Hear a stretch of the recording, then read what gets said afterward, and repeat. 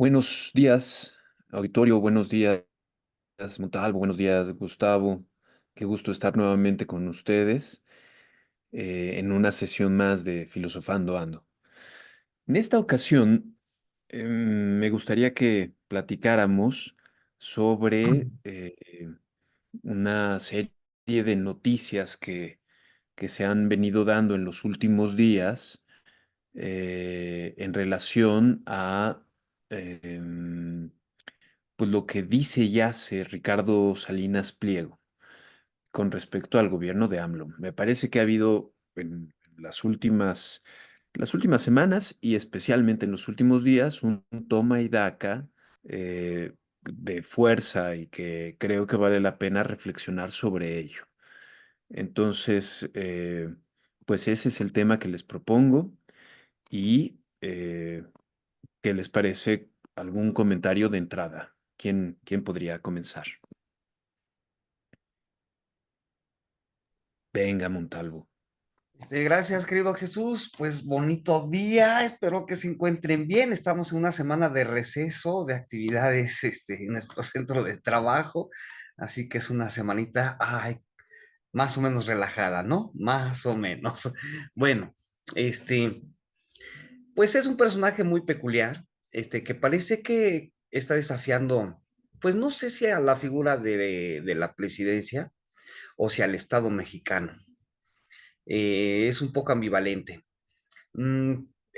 Parece obvio que el desafío va contra la figura de la presidencia, ah, o más particularmente en contra de Andrés Manuel López Obrador, em, porque no sé si tuvo la misma actitud, por ejemplo, con los presidentes anteriores, parece que no, ¿verdad? Entonces, pudiese ser que no contra la figura de la presidencia, pero sí contra Andrés Manuel López Obrador y presumiblemente sí en contra de Claudia Sheinbaum, que probablemente sea la presidenta del país próximamente. Este, pero parecería también una especie de desafío contra el Estado que pretende regular las relaciones comerciales o que pretende regular pues, la vida civil, en fin, varios aspectos de una vida en sociedad, desde el ámbito que le corresponde al Estado, ¿no? Este, Parecería que sí va un poco en contra del Estado, lo cual es un poco paradójico, porque históricamente el Estado se configuró precisamente pues para quitarle cierto peso a las viejas monarquías europeas eh, y para darle viabilidad a una sociedad burguesa que estaba naciendo. Y entonces parece que la conformación de los estados nacionales pues tiene su origen este, en contrarrestarle poder a las viejas monarquías, pero para instituir el poder desde la nueva burguesía.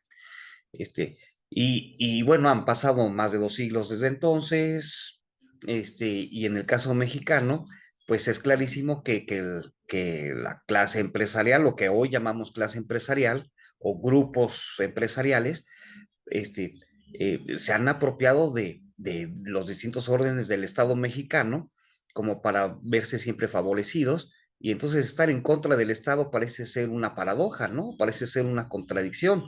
Entonces lo primero que yo veo es una posible contradicción o tal vez sea solo un simple juego de taca y daca, un simple juego de poder para desafiar muy particularmente a Andrés Manuel López Obrador. Ahí como una primera intervención. Muy bien, Montalvo, muchas gracias. Gustavo, querido, ¿tú cómo lo ves? Eh, Estoy de acuerdo que el conflicto de Salinas Pliego es más bien contra el Estado, más que contra quien esté desempeñando el cargo en ese momento, y lo ha sido siempre. Eh, eh, Siempre que hay algo que no le gusta, que le incomoda a sus intereses, pues genera campañas, ¿no?, contra el gobierno, y es una manera también de chantajear a los gobiernos. ¿Por qué no se pusieron frente a él los demás gobiernos? Pues porque no pudieron contra él, ¿no? Hizo lo que quiso con el chiquihuitazo, hizo la campaña que quiso en el periodo de Cedillo cuando quiso atacar bueno, no quiso, atacó a Cuauhtémoc Cárdenas, ¿no? Cuando lo del asesinato de Paco Stanley.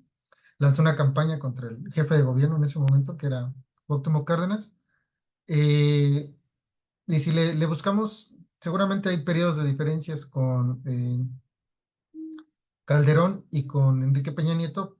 La diferencia es que ellos sí que invirtieron muchísimos miles de millones de pesos en medios y pues eso le tocaba a él, ¿no? Una buena parte. Y al principio de este gobierno pues había este acuerdo para distribuir los recursos con apoyo del Banco Azteca, y entonces pues no había tanto problema, ¿no? Ahí sí eran cuates, según Salinas Pliego, cuates de codo, ¿no? Con el presidente. Y ahora que no le conviene pagar impuestos, que no lo ha hecho desde hace muchísimos años, no es un tema de hoy, es por lo menos del 2008 he visto que son sus deudas. Pero quisiera hacer un comentario al respecto de por qué tiene esta filosofía, yéndome un poco así a grandes rasgos a su historia. Él viene de una familia que originalmente es de Monterrey, es de ese grupo de empresarios de Monterrey, que también tiene raíces. Su tatarabuela era británica, ¿no? Entonces trajo una fortuna a ella, se casa con otro empresario más o menos rico aquí en México, y desde siempre entonces podemos decir que su familia ha sido parte de la oligarquía económica del país, ¿no? Siglo XIX, siglo XX. Su bisabuelo funda Salinas y Rocha, su abuelo funda Electra. Entonces lo caracterizaba López-Gatell ayer en una entrevista a Salinas Pliego diciendo que era un heredero de riqueza, deudor del fisco, ¿no? Y pues sí, eso es. Salinas Pliego no se hizo a sí mismo, ¿no? Es parte ya de una familia que ha sido empresaria y exitosa desde hace muchísimo tiempo, ¿no? Entonces tiene un capital ahí, no solo económico, sino social acumulado en su trayectoria de vida. Eh, y esto le ha permitido, pues, hacerse más allá de conservar la riqueza de la familia, de hacerse estos grupos de choque que en algún momento lideró eh, uno de los secuaces de este señor que está preso en Estados Unidos, García Luna. García Luna, así es, Cárdenas Palomino, ¿no? Cárdenas Palomino era un segundo muy cercano, ese sí muy cercano, no como Harfuch, que estuvo en ese mismo periodo con García Luna, pero no era cercano a García Luna. Cárdenas Palomino sí que lo era, ¿no? Era su mano derecha, y en cuanto sale del gobierno Cárdenas Palomino, pues se va con Salinas Pliego, ¿no? Hasta que ahora es buscado por la justicia. Entonces, Salinas Pliego se ha podido formar históricamente en su trayectoria, desde su familia, ¿no? De muchísimo poder. eh, y también los empresarios de Monterrey, no hay que olvidar, son quienes trajeron a los teóricos del neoliberalismo, a von Mises y von Hayek, que vinieron a México, dieron conferencias, fueron traídos por grupos empresariales de Monterrey, ¿no? Es primo lejano Salinas Pliego de los Garza, que es familia que es muy importante en Monterrey y que trajeron estas escuelas que después fundaron el ITAM, ¿no? Es como todo un grupo empresarial que impulsó el neoliberalismo filosóficamente, teóricamente, y es el tipo de pensamiento que sigue promoviendo Salinas Pliego en esta Escuela de la Libertad, ¿no? Trae también todavía a gente que tiene este pensamiento. Trajo a Cayetana de Toledo en ese mismo contexto, y ha tenido apenas una alianza con el grupo de Krause, ¿no? Del historiador Enrique Krause. Entonces, pues hay un trasfondo histórico, social, de por qué es como es, y hay un trasfondo también filosófico de por qué piensa como piensa y por qué se opone al Estado. Bien, Gus, muchas gracias. Pues fíjense, a mí me llama mucho la atención porque eh, yo no sabría cómo responder a sus intervenciones, en el sentido de que yo no recuerdo un conflicto mm, ni remotamente parecido de algún expresidente con Salinas Pliego. Ahora, la cuestión de por qué no hubo tal cosa, bueno, sigue estando en el aire, ¿no? O sea, eh, si el problema de Salinas fuera con el Estado mexicano, entonces me parece que debería de haber tenido problemas con anteriores expresidentes. Yo francamente no recuerdo algo así. Quizá de manera excepcional, por ejemplo, cuando la ley Televisa, porque Salinas Pliego desde luego defiende sus intereses, ¿no? Pero en gobiernos del neoliberalismo, pues la verdad es que esos gobiernos neoliberales prácticamente estaban de acuerdo con la agenda de los oligarcas. Entonces me parece que tal vez el que los otros presidentes no hayan tenido conflicto con él tendría que ver quizá con esta coincidencia de intereses, ¿no? O sea, al final, como gobernantes al servicio de los intereses de la oligarquía. Salinas Pliego se expresa de ellos, no de los expresidentes, sino de los funcionarios públicos, de los representantes del Poder Ejecutivo, perspectiva, y pretende lograr cierta empatía con el ciudadano. Y lo que tiene, bueno, sobre todo por TV Azteca, es un medio que usa para fijar su postura y manipular la opinión pública. Estoy pensando sobre todo en sus noticieros, en todos ellos, ¿no? Con sus eh, comunicadores de noticias. Ahora, hay algo que llama especialmente mi atención en este contexto. Bueno, la relación con Andrés Manuel, fíjense, estaba leyendo, déjenme, esta práctica la inició Gustavo, así es que ahora apelo a eso. Este es un librito. Esta es la segunda edición eh, que se publicó en 2018, no, 2000, tercera edición, 2016. Los Amos de México. Es un buen libro, coordinado por Jorge Cepeda Patterson, en donde hay pequeñas biografías de los más ricos de México, ¿no? El tercer capítulo lo dedican a Salinas Pliego, lo escribe Gabriel Sosa Platas. Y lo que nos dice de Sosa Platas, de Salinas Pliego, es que en el 2012, por ejemplo, tuvo cierta proximidad con AMLO, cuando la campaña presidencial del 2012. Por supuesto, no es que fuesen estrechos, cercanos, no, no, no, nada que ver, ¿no? AMLO desde entonces señalaba que tenía sus diferencias ideológicas profundas con Salinas Pliego, pero le agradecía que le permitiera, mm, pues, ¿qué decir? Ciertos espacios, ciertos foros. eh, en mi opinión, no tantos, pero bueno, en opinión de AMLO, lo suficientes, ¿no? Esto lo dijo, cuenta Sosa Platas, en una conferencia que AMLO pudo dar a gente de Grupo Electra en algún evento en particular, ¿no? En el 2018 Salinas Pliego sabe, como millones de mexicanos sabíamos, que quien iba a ganar la presidencia era López Obrador. Y creo que lo que intenta es volverse su amigo, pero buscando cómo aprovechar a López Obrador para sus propios intereses.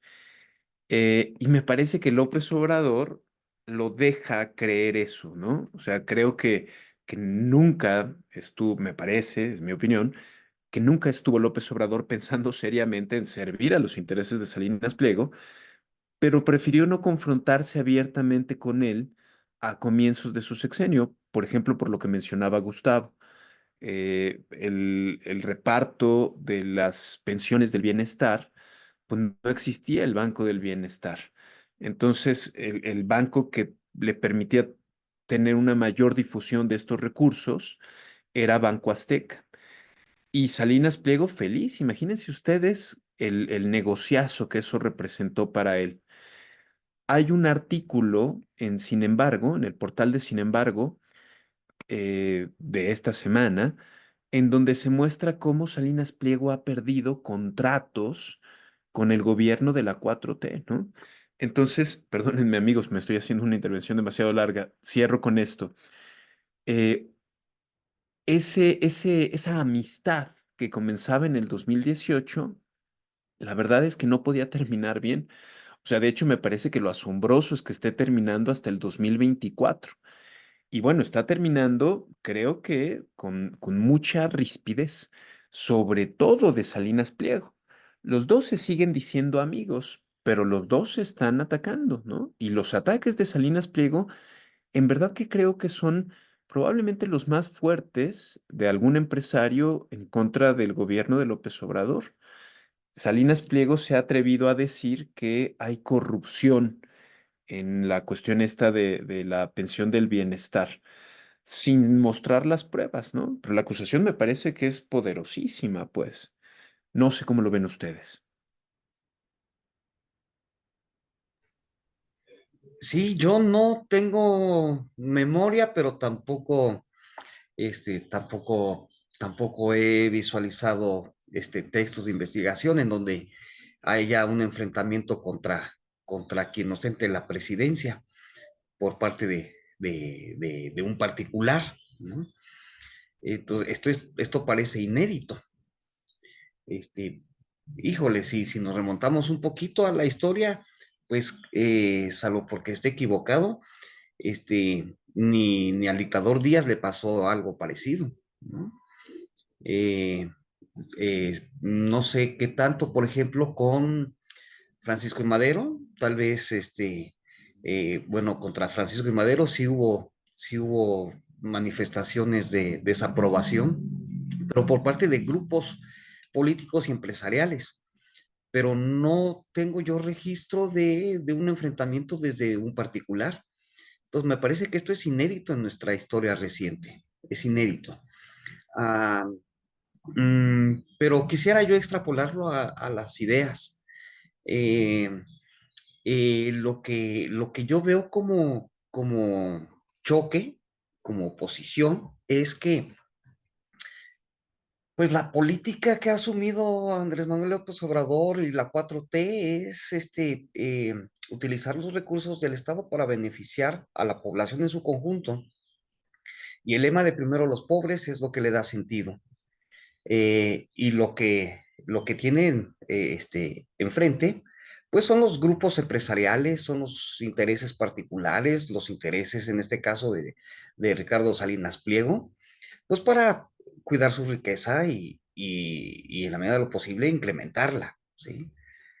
A costa y esta es la diferencia, y este es el choque ideológico, a costa de los más pobres, porque los servicios y productos que ofrece el grupo empresarial de Salinas Pliego, en donde está el Banco Azteca, pero también está Electra, que ofrecen productos a familias de bajos ingresos, a personas de bajos ingresos, para para cooptarlos con créditos chiquitos semanales por la compra de una licuadora, por la compra de un televisor, por la compra de un enser, este, cooptan a cierta parte de la población y, y es un agiotista porque les cobra intereses si se retrasan en los pagos, de acuerdo con la normativa vigente, pero se mancha porque se los cobra, voy a exagerar, voy a decir algo metafórico, aunque no es tan metafórico, al mil por mil, ¿no? Este, e inmediatamente cuando alguien se atrasa en los pagos, pues lo sabemos por testimonios de varias personas, luego manda la empresa Electra, manda sus cartas de aviso, que son casi de amenaza a quienes tienen alguna deuda para que paguen pronto, ¿no? Porque si no les va a caer ahí otro tipo de cobranza y se van a ir a juzgado y demás.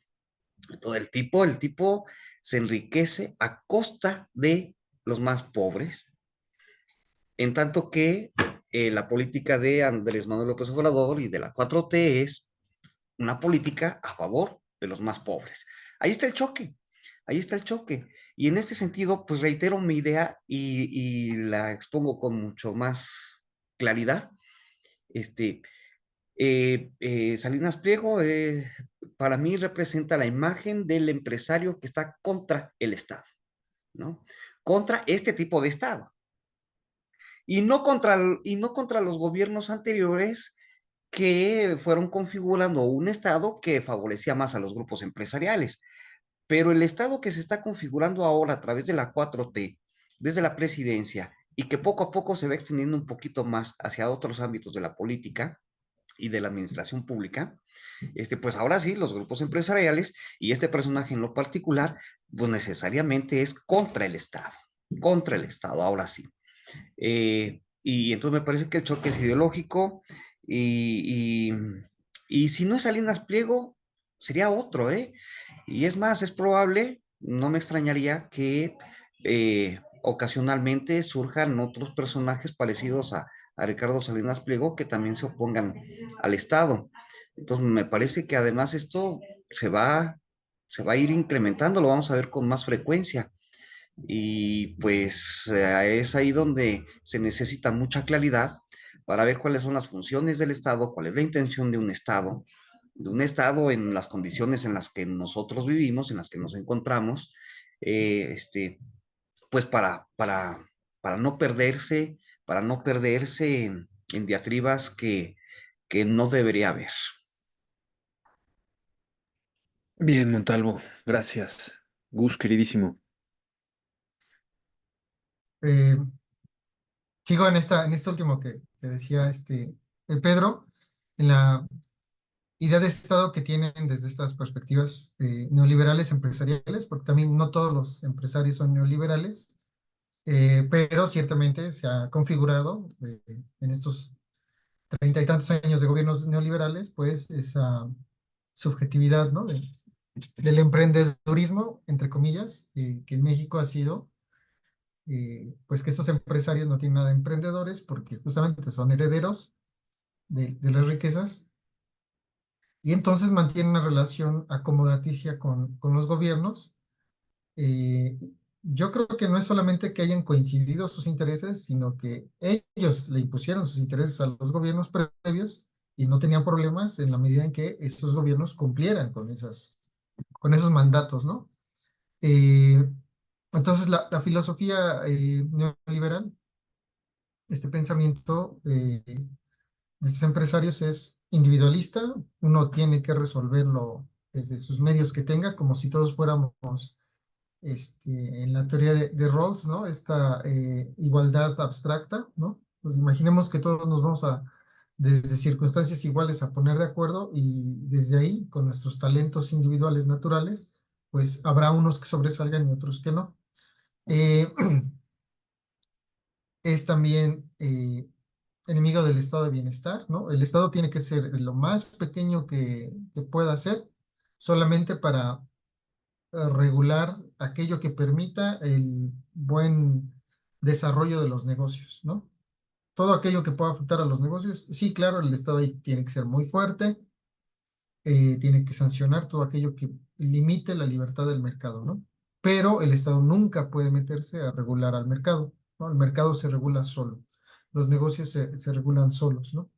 Y también aquí hay una relación con el utilitarismo en el sentido de que eh, al negociar bien, al generar riqueza, vas a generar al mismo tiempo bien en la comunidad y vas a generar felicidad también, ¿no? Para la comunidad. Si se permite la libertad del desarrollo económico, pues el mismo mercado, la misma sociedad aplicará esos principios, ¿no? Como si la competencia fuera una cuestión moral más allá que la justicia. Y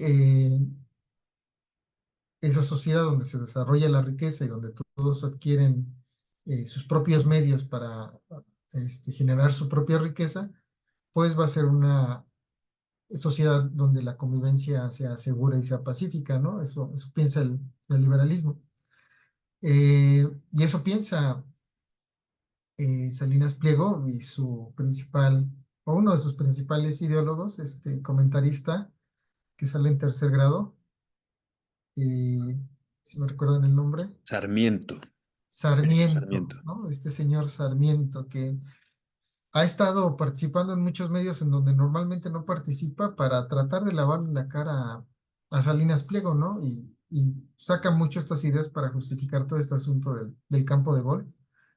Y bueno, quisiera dejarlo hasta ahí.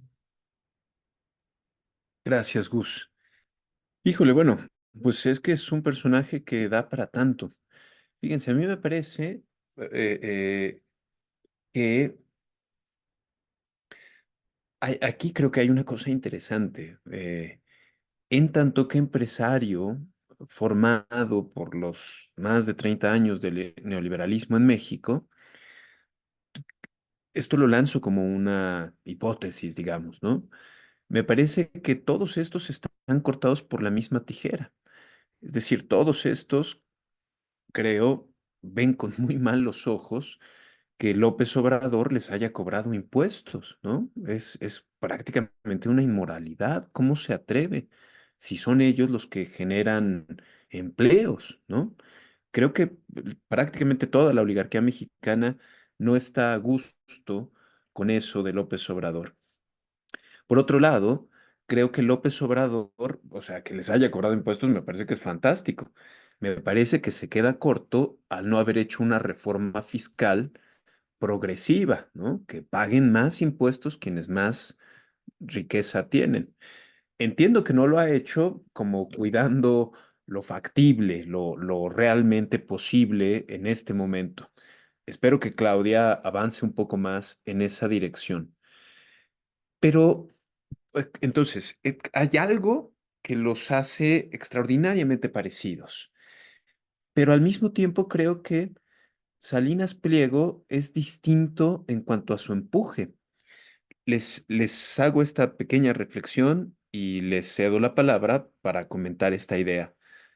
Eh, Sabemos que la candidata de la oposición es Xóchitl Gálvez y sabemos que fue elegida hace unos cuantos meses, 5, 6 meses tal vez, eh, democráticamente, porque acuérdense que ellos son los defensores de la democracia, ¿no? Ellos son los defensores de la democracia y López Obrador es el tirano, el dictador, y sus simpatizantes son focas aplaudidoras, ¿no?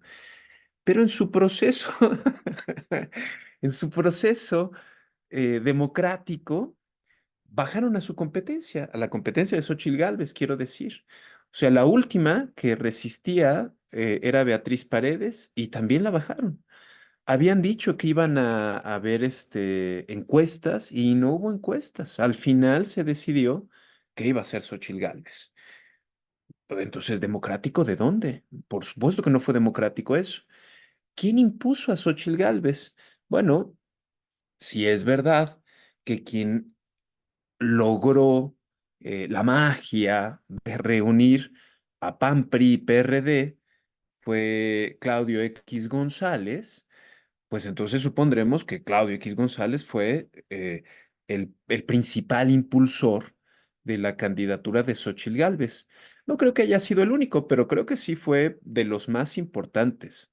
Creo que entre los intelectuales orgánicos de la oposición, pues estaba Krause y Aguilar Camín y Castañeda y otros pensando que Xóchitl Gálvez sería su mejor candidata, la que más votos podría darles para impedir el plan C, para lograr el mayor número de curules posibles.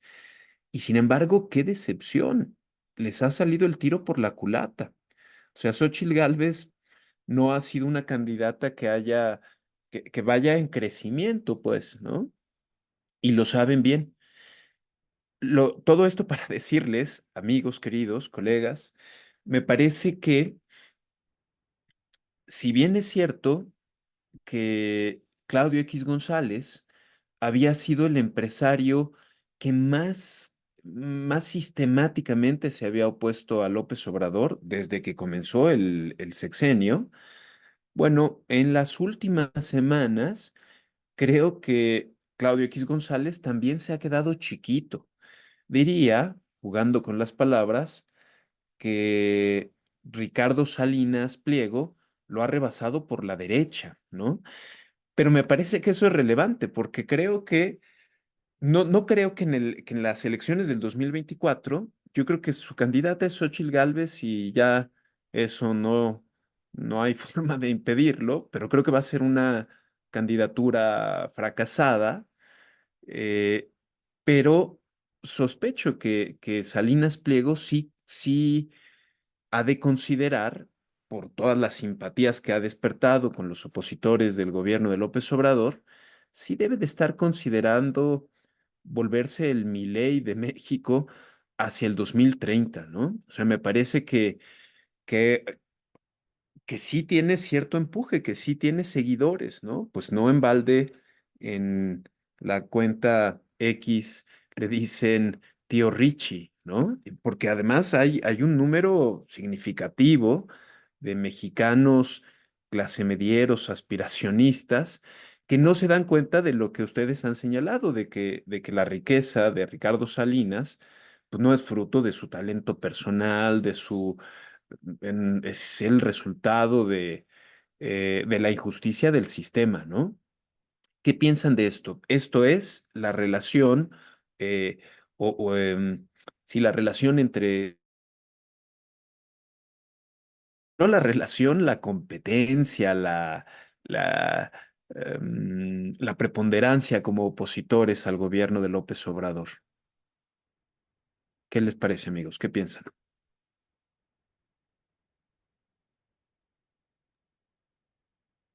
¿No? Ok. Gus, querido. Bueno, yo creo que desconozco qué tan unidos puedan ser, qué tanto Salinas Pliego esté apoyando o haya apoyado en los momentos iniciales de la configuración de la candidatura de Xochitl Gálvez a todo ese grupo, ¿no? Todas esas organizaciones sociales que promueve Claudio X González. Eh, Tal vez no haya estado tan cerca, y ahora se puede hacer un puente entre ellos dos para impulsar una oposición durante los próximos 6 años. Eh, pero no le veo en términos cualitativos ninguna diferencia, porque las campañas de Salinas Pliego son campañas de odio, ¿no? O sea, es generar violencia verbal y ideológica contra quien piensa distinto, ¿no? Lo vimos en las campañas contra los libros de texto, ofendiendo a los maestros directa e indirectamente, ofendiendo la inteligencia de los mismos niños, ¿no? Como si fueran hojas en blanco. Eh, lo vemos ahora en sus campañas contra estos gobernícolas, ¿no? Pero justamente, curiosamente, que también debe dinero en Estados Unidos, el gobierno estadounidense no es gobiernícola, no es dictador, ¿no? No es comunista, pero ahí se ve cómo acomoda el discurso, ¿no? Donde le conviene. Eh, y las campañas de Claudio X González son lo mismo, ¿no? Desde el 2006, con las campañas de su papá, con el peligro para México, hasta hoy en día, son lo mismo, ¿no? Claudia es comunista, Claudia es narco, etcétera, generando odio. En la medida en que, por un lado, tenemos campañas de odio y por el otro también, que se unan, a lo mejor genera mayor volumen, ¿no? Pero cualitativamente no va a haber ningún cambio ni es un peligro en sí mismo mayor. Eh, el peligro sería si Salinas Pliego eh, se monta totalmente en un discurso tipo Trump, tipo Milley, y se trae verdaderamente a los ideólogos de la ultraderecha del mundo, ¿no? El hecho de que se haya traído a Cayetana ya es como un indicio. Si trae a otros pensadores de la ultraderecha del mundo, de Latinoamérica y de Europa, ahí sí ya me empezaría a preocupar un poco más. Eh, pero aún así, como veíamos la ocasión anterior, estamos en una sociedad actualmente tan politizada que yo creo que sería muy difícil que para 2030, que él ya tendría casi 75 años, eh, tengan un impulso suficiente como para imponer un gobierno de ultraderecha en 2030. Lo veo complicado, pero claro, hay que ir viendo el curso de los acontecimientos, ¿no? Claro. Gracias, Gus. Tal vez yo lo he planteado mal, en el sentido, si yo tampoco encuentro proximidad, no alcanzo, no tengo noticia de que hayan estado cerca en contra de AMLO, Ricardo Salinas Pliego y Claudio X González. Más bien, lo que pienso es que el gobierno de AMLO ha sido dañino a los intereses de ambos. Y en días recientes, o en los últimos meses, en el transcurso del sexenio de López Obrador, los intereses de Salinas Pliego han sido continuamente golpeados, ¿no? Les comentaba sobre el texto en el portal de Sin embargo. O sea, comenzó con no sé qué número de contratos, 77 contratos, 57 contratos tal vez, y ahora le queda solamente uno.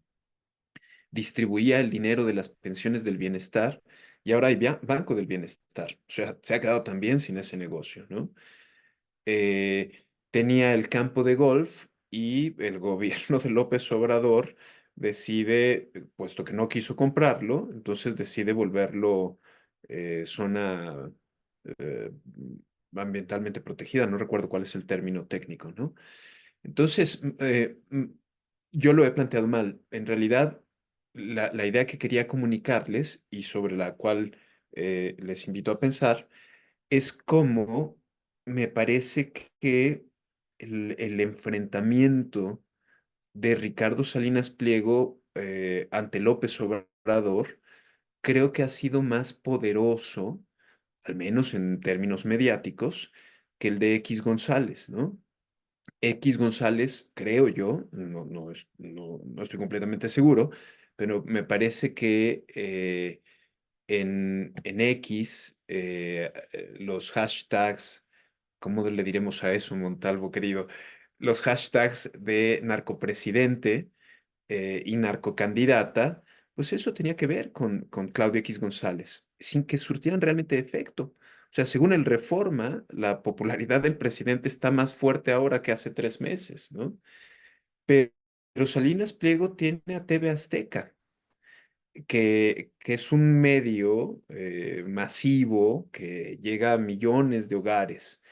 Y entonces, y tiene los noticieros de Azteca. Sale Javier Alatorre, gritón como lo conocemos, escandalizando y escandalizando a su audiencia, diciendo que la Guardia Nacional ha tomado las instalaciones del campo de golf en Huatulco violentamente, violando el derecho, ¿no? Y diciendo con su voz engolada que eso que ha pasado puede pasarle a cualquier ciudadano, ¿no? Lo de Cayetana, bueno, en fin, me parece que ha sido un adversario más, mm, parece más escandaloso, de más batalla, o esa impresión me da a mí, Salinas Pliego, que con respecto a X González, ¿no? Una última cosa para cederle la palabra a Montalvo. Cuando Salinas Pliego invita a Cayetana, y Cayetana, bueno, se lanza su discurso en contra del gobierno de AMLO. Fíjense, es interesante porque hay algunos videos en donde se comprueba lo que decíamos, amigos, ¿no? De que en efecto hay cierta politización en el pueblo de México. O sea, es un discurso, el de Cayetana, en una de las escuelas de Salinas Pliego. Y aún así hay un momento en el que Cayetana dice, no me acuerdo qué cosa, y parte de la audiencia la abuchea a ella, ¿no? A mí me pareció fantástico porque fue como decir, mira, ni siquiera en ese lugar es un público completamente plegado a las ideas de Cayetana y de Salinas Pliego. Pero bueno, en fin, Montalvo querido, ¿tú cómo lo ves? Lo voy a poner en el contexto de esta contienda electoral. La campaña de X González no funcionó. Ya, creo que ya hay suficientes elementos como para decirlo con cierta seguridad. No funcionó. Entonces, como no funcionó, es que sale a relucir eh, Salinas Pliego. Tú mencionas, querido Jesús, parece que Salinas Pliego está rebasando a la derecha, le voy a agregar yo, por la derecha un poquito más extrema, ¿no? Este, este, pero esto es resultado, creo yo, de el fracaso de esta campaña. Ah, mm, mm, lo que me asusta es que la única manera de sobrepasar a X González sea con un discurso, sí, más radical, más extremo. Y esto lo liga con otros personajes como Milei en Argentina, ¿no? Y eso sí me asusta. Escuché una entrevista de Julio Astillero con Sabina Berman, en donde Sabina Berman dice que personajes como Milei en Argentina son posibles cuando la sociedad no está involucrándose en la política, ¿sí? Eh, y en ese sentido, pues yo confío en que en México no tenga mucho efecto este discurso de odio, este discurso de extrema derecha que está asumiendo Salinas Pliego o que él puede estar representando ya, pero no estoy tan seguro, porque eh, en mi convivencia con los jóvenes, con las personas jóvenes, con quienes tenemos nuestra relación en procesos de enseñanza, aprendizaje, yo noto cierta banalización de lo público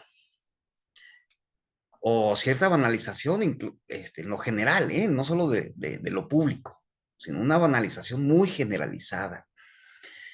Y eso me preocupa, porque creo yo que las personas que están alrededor de los 20 años, están cada vez más familiarizadas con la banalización. Eh, pienso en Hannah Arendt. Este, Hannah Arendt habla de la banalización del mal. Y luego Richard Rorty habla de alguna manera, a- voy a, voy a improvisar un poco, a, este, a interpretar, también hay una banalización de lo político y hay una banalización de la moral y hay una banalización de todo, ¿no? Como algo característico de gente muy joven, de gente que apenas va a tener su derecho a ejercer su voto, de gente veinteañera, a quienes yo veo con un ambiente de cierta banalización. Y eso sí me preocupa. Es para relativizarlo un poco. Los Salinas Pliego siempre han existido, ¿sí? O sea, siempre ha habido personajes que luchan por sus intereses, a como dé lugar, como sea, por la mala, por la fuerza, a través de la banalización o como sea. Este, eh, pero la banalización de la sociedad, oh, eso es lo que me parece a mí altamente riesgoso. Eso es lo que a mí sí me preocupa. No tanto la banalización de un Salinas Pliego, que parece pues que no le importa la justicia, que no le importa el bien, que no le importan las cosas más que enriquecerse, ¿no? Este,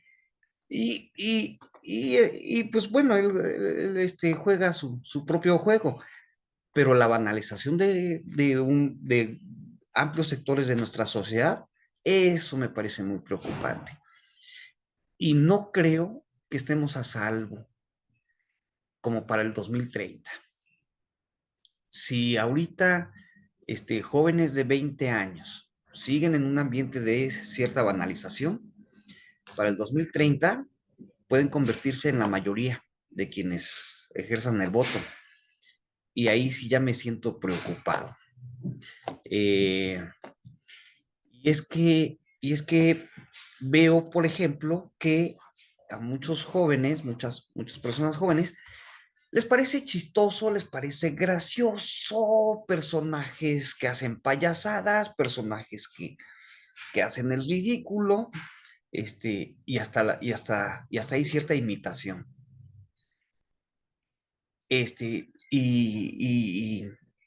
Y vemos, por ejemplo, ahora a una candidata a la presidencia que parece que también banaliza el discurso político, ¿no? Que tiene actitudes que a mí me parecen banales. Que yo preferiría calificarles así de banales. Este, Estar brincando, mofándose frente a una manifestación, saliendo de un café, ¿no? Eso me parece como una especie de banalización, ¿no? Este, pues sí, es descaro, ¿no? Es descaro de estar pegando el chicle ahí en las sillas. Pues es así como, ay, ¿qué importa, no? ¿Qué importa? O sea, y además se utiliza para banalizar el discurso. Y eso sí me preocupa. Entonces yo creo que se está banalizando mucho. Pensé que habíamos llegado a un extremo con Fox. Pensé que habíamos llegado a otro extremo con, con Peña Nieto, ¿no? Este, pero la realidad nos rebasa, y ahora esta nueva personaje, pues ha rebasado cualquier límite que hubiéramos imaginado y que hubiésemos visto antes, ¿no?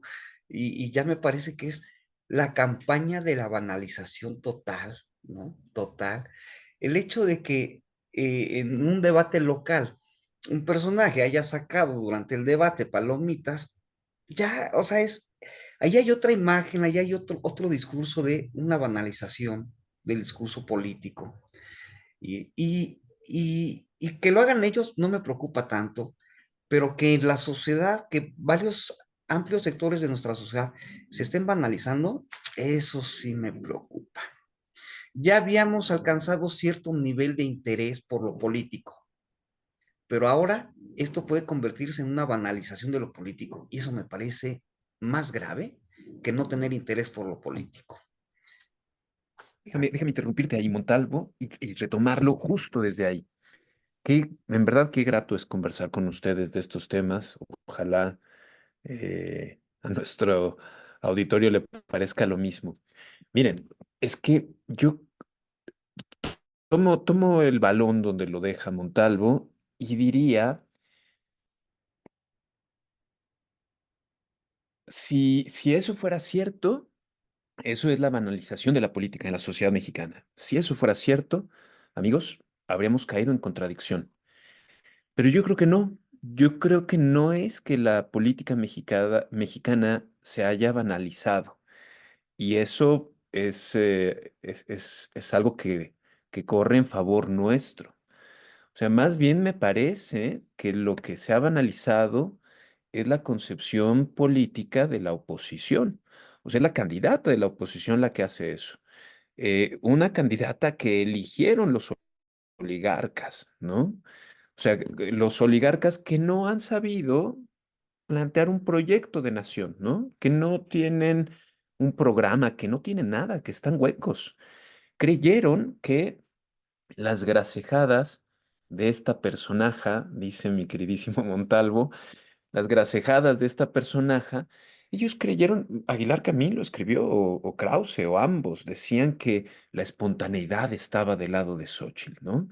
Ellos creían que iba a ser una candidata poderosísima para competirle a Claudia Sheinbaum, y ha resultado que no. Pero si no ha crecido, si está estancada en su 25%, 26, 27%, es porque no representa más que a un pequeñísimo sector. Es un voto duro, o sea, tampoco ha disminuido, eso hay que decirlo. el candidato de Movimiento Ciudadano era Samuel García, al cual bajan a la mala. Y quien lo baja es la Suprema Corte, ¿eh? ¿Recuerdan eso? Y entonces es como decir, mira, la Suprema Corte de Justicia cometiendo injusticia, ¿no? Mostrando que está al servicio de la oligarquía mexicana. Bueno, la Suprema baja a Samuel García y entonces entra al quite Maínez. Sí, y los votos que tenía Movimiento Ciudadano se desploman, pierden 9 puntos y esos 9 puntos, creo recordar, se reparten 5 para Claudia y 4 para Xóchitl. Y ahí está, ¿no? Entonces me parece que la diferencia que hay entre Claudia y Xóchitl habla bien de la politización en el México del día de hoy, ¿no? Recuerdo esa entrevista que mencionas, Montalvo, a Sabina Berman por Julio Astillero. Y Sabina Berman decía que ella pensaba que Salinas Pliego tendría oportunidad en la elección del 2030, pero Sabina Berman introducía una condición, decía, siempre y cuando el gobierno de izquierda, no le estoy citando, es una paráfrasis, el gobierno de izquierda de Claudia Sheinbaum fuera desastroso, ¿no? O sea, si fuera un mal gobierno, bueno, aguas, ¿no? Porque eso es lo que pasó en Argentina. O sea, en Argentina estaba Fernández como un gobernante de izquierda, pero francamente un mal gobernante de izquierda, con una inflación desbocada, y esa fue como el caldo de cultivo que permitió que Milei ganara las elecciones, ¿no? Ese no es el caso de Andrés Manuel. O sea, Andrés Manuel, a mí me parece que en verdad lo ha hecho muy bien. Creo que los datos duros respaldan su gobierno en casi todos los órdenes.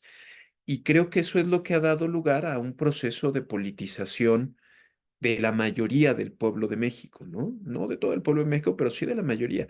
Creo que esta banalización que refieres, Montalvo, me parece, me da la impresión, no ocurre con todo el pueblo, sino con un pequeño grupo, ¿no?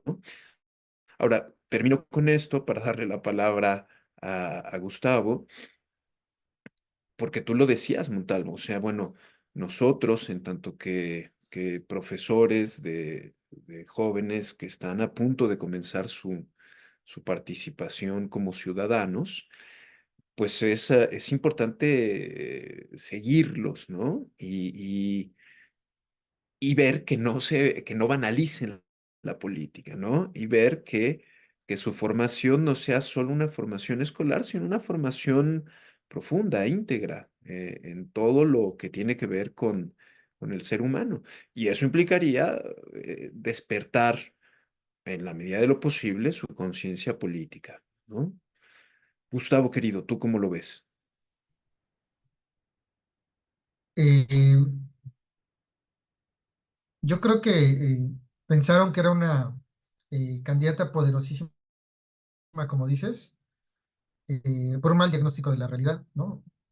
Pensaron que la gente en general banaliza tanto la política, pues que así como en Argentina compraron a un Milei que se disfrazaba, que decía frases violentas contra los malos gobernantes, eh, que hacía esta teatralización del discurso político, iba a tener éxito, pues también lo iba a tener éxito acá, ¿no? Pero si ha fracasado la campaña de Xochitl Gálvez es por una razón, ¿no? Porque aunque nos podamos reír más de ella que con ella, eh, no compramos, ¿no? La mayoría de la gente no compra ese discurso. Y justo me pasó con alumnos de 15 años de edad, ¿no? 14, 15 años, que pues sí les parecía como muy simpático Milei, ¿no? Justo en el periodo en el que acaba de ganar las elecciones, platicamos sobre ello, y pues sí les daba risa y cierta simpatía el personaje, pero ya al profundizar sobre el tipo de políticas que estaba o que iba a empezar a impulsar para su gobierno, pues eso ya no les gustaba, ¿no? Eh, entonces, yo sí tengo esperanza en que la sociedad mexicana va a seguir politizada, no es solamente este impulso del gobierno o esta coyuntura del gobierno de Andrés Manuel López Obrador, sino que es algo que se va a quedar y va a seguir evolucionando, ¿no? Y ciertamente seguirá habiendo personas que defiendan, ¿no? Ese 30% yo creo que no se va a reducir, ¿no? Ese 30% que apoya a la oposición. Muy difícilmente veo que se reduzca, pero igualmente difícil veo que crezca, ¿no? No, y respecto de los jóvenes que banalizan la política, eh, pues pensamos justo que es un proceso, ¿no? Un proceso en el cual nosotros como profesores podemos ir poniendo nuestra granito de arena y un poco más allá de eso, con este tipo de ejercicios que hacemos, ¿no? Que lo llevamos más allá de las aulas. eh, y pues aprovecharía para hacer, entre paréntesis, un comercial a nuestra audiencia de que pues difunda, ¿no? También ese tipo de ejercicios que hacen profesores preparatorianos interesados no solamente en sus clases, sino en que la conversación pública pues profundice los temas y los problemas, ¿no?